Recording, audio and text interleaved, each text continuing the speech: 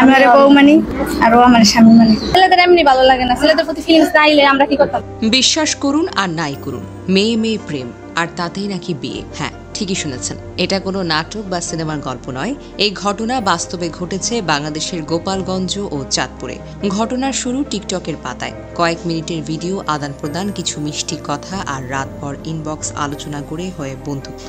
এই বন্ধুত্ব রূপ নেয় প্রেমে, আর এই টিকটকের মোহে পড়ে দুই তরুণী নিজেদের স্বামী স্ত্রী দাবি করতে শুরু করে। কেন্দ্রে থাকা দুই তরুণী হলো একজন হিন্দু, নাম আরোহী, বাড়ি গোপালগঞ্জের কোটালি পাড়ায়, আরেকজন মুসলমান, নাম ঋতু, বাড়ি চাঁদপুরের ফরিদগঞ্জে। চলতি বছরের জানুয়ারিতে টিকটকের মাধ্যমে প্রথম পরিচয়। কিছুদিনের কথাবার্তা, মিষ্টি আদান প্রদান আর চ্যাটিং, এতে সম্পর্ক এতটাই গাঢ় হয় যে পরিবার, সমাজ, ধর্ম সবকিছুকে তুচ্ছ মনে করে তারা নিজেদের মধ্যে বিয়ে করে ফেলেছে বলে ঘোষণা দিয়েছে। 17 এপ্রিল সকালে আরোহী গোপালগঞ্জ থেকে রীতিমতো পালিয়ে আসে চাঁদপুরের ঋতুর বাড়িতে। সেখানে গিয়ে সবার সামনে স্পষ্টভাবে বলে, আমরা একে অপরকে ভালোবাসি এবং বিয়ে করেছি।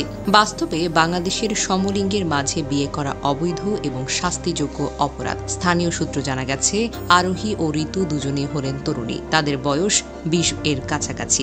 আরোহী কোটালীপাড়ার একটি মধ্যবিত্ত হিন্দু পরিবারের মেয়ে, তিনি স্থানীয় একটি কলেজে পড়াশোনা করছিলেন। অপরদিকে ঋতু ফরিদগঞ্জের একটি সাধারণ মুসলিম পরিবারের মেয়ে, যিনি সম্প্রতি উচ্চ মাধ্যমিক পাশ করেছেন। টিকটকে পরিচয়ের পর তারা নিয়মিত যোগাযোগ রাখতেন। সামাজিক মাধ্যমে তাদের কথোপকথন ধীরে ধীরে প্রেমে রূপ নেয়। স্থানীয়দের মতে তারা গোপনে কয়েকবার দেখাও করেছেন। অবশেষে আরোহী সিদ্ধান্ত নেয় তিনি ঋতুর বাড়িতে গিয়ে তাদের সম্পর্কের কথা স্বীকার করবেন, একসঙ্গে থাকার দাবি জানাবেন। ঋতুর বাড়িতে আরোহীর আগমনের খবর ছড়িয়ে পড়তেই স্থানীয়দের মধ্যে হইচই পড়ে যায়। অনেকে এই সম্পর্ককে অপ্রাকৃতিক ও ধর্মবিরোধী আখ্যা দিয়ে নিন্দা করছেন। বাংলাদেশের সমলিঙ্গের সম্পর্ক শুধু সামাজিকভাবেই নয়, আইনগতভাবেও নিষিদ্ধ।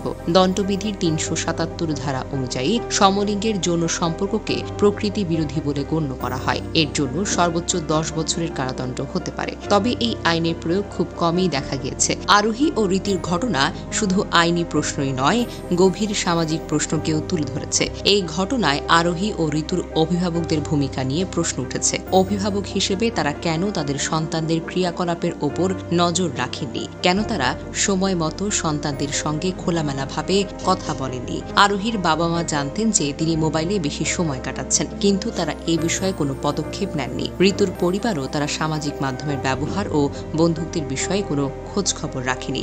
অভিভাবকদের এই উদাসীনতা ও অসচেতনতা দুই তরুণীর জীবনকে একটি জটিল পরিস্থিতির মুখে ঠেলে দিয়েছে। তারা যদি সময় মতো সন্তানদের সঙ্গে বন্ধুত্বপূর্ণ সম্পর্ক গড়ে তুলতেন, তাহলে তাদের আবেগ ও সম্পর্কের বিষয়ে খোলামেলা আলোচনা করতেন। এর ফলে হয়তো এই পরিস্থিতি এড়ানো যেত। আজকের ডিজিটাল যুগে সামাজিক মাধ্যমের প্রভাব অপরিসীম। টিকটকের মতো প্ল্যাটফর্মে অল্প সময়ে সম্পর্ক গড়ে ওঠা এখন সাধারণ ব্যাপার, কিন্তু অভিভাবকদের উচিত সন্তানদের এই ব্যবহার নিয়ে সচেতন থাকা এবং তাদের সঠিক দিক নির্দেশনা দেওয়া। ঘটনার পর ফরিদগঞ্জ থানার পুলিশ আরোহীকে উদ্ধার করে থানায় নিয়ে যায়। পুলিশ জানায়, আরোহীর পরিবার আগে থেকে নিখোঁজ ডায়েরি করছিল। বর্তমানে আইন অনুযায়ী তদন্ত চলছে। বাংলাদেশের সংবিধান ও আইন অনুযায়ী সমলিঙ্গে বিবাহ অবৈধ এবং নিষিদ্ধ। তবে কিছু তরুণ তরুণী এখন টিকটকের আসক্তিতে এমন অবস্থা দাঁড় করিয়েছে, যা ভবিষ্যৎ প্রজন্মের জন্য ভয়ানক বার্তা বয়ে আনছে।